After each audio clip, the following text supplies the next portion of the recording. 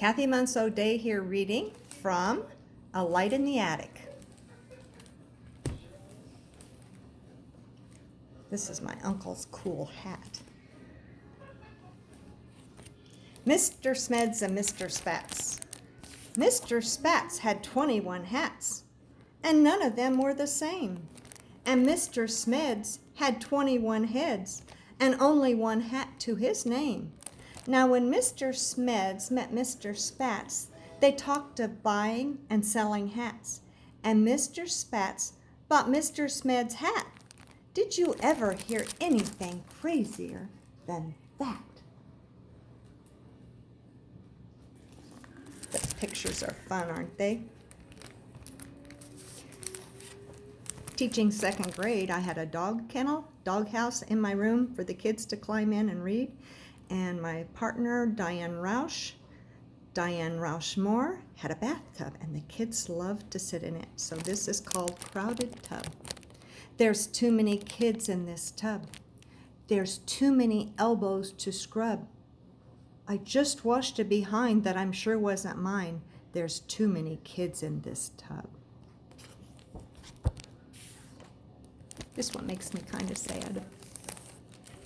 The little boy and the old man. Said the little boy, sometimes I drop my spoon. Said the little old man, I do that too. The little boy whispered, I wet my pants. I do that too, laughed the little old man. Said the little boy, I often cry. The old man nodded, so do I. But worst of all, said the boy, it seems that grown-ups don't pay any attention to me. And he felt the warmth of a wrinkled old hand. I know what you mean, said the little old man. Musical career. She wanted to play the piano, but her hands couldn't reach the keys. When her hands could finally reach the keys, her feet couldn't reach the floor. When her hands could finally reach the keys and her feet could reach the floor, she didn't want to play that old piano anymore. My mom wore this to my wedding 50 years ago. Zebra question. I asked the zebra, are you black with white stripes or white with black stripes? And the zebra asked me, are you good with bad habits or are you bad with good habits? Are you noisy with quiet times? Or are you quiet with noisy times? Are you happy with some sad days? Are you sad with some happy days? Are you neat with some sloppy ways? Or are you sloppy with some neat ways? And on and on and on and on it went. I'll never ask a zebra about the stripes again. This is a tongue twister, so bear with me, called the Twistable Turnable Man. He's the twistable, turnable, squeezable, pullable, stretchable, foldable man.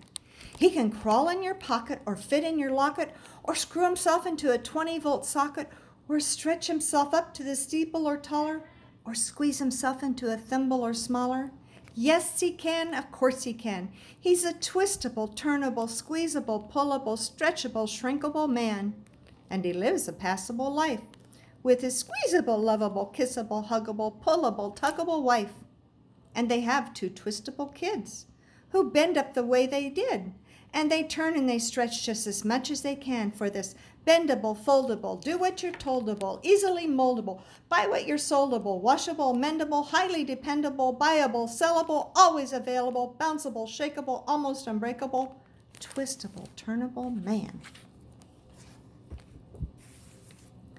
Ladies first. Pamela Purse yelled, ladies first, pushing in front of the ice cream line. Pamela Purse yelled, ladies first, grabbing the ketchup at dinner time. Climbing on the morning bus, she'd shove right by all of us, and there'd be a tiff or a fight or a fuss when Pamela Purse yelled, ladies first. Pamela Purse screamed, ladies first.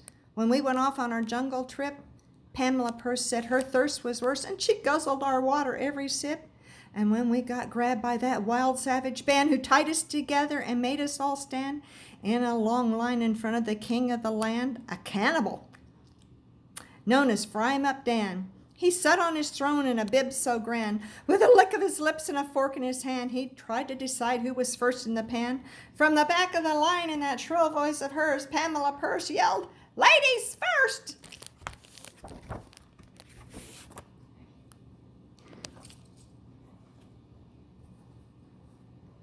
Frozen dream.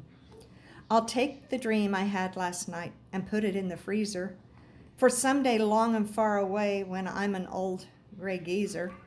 I'll take it out and thaw it out, this lovely dream I've frozen. I'll boil it up and set me down and dip my old cold toes in.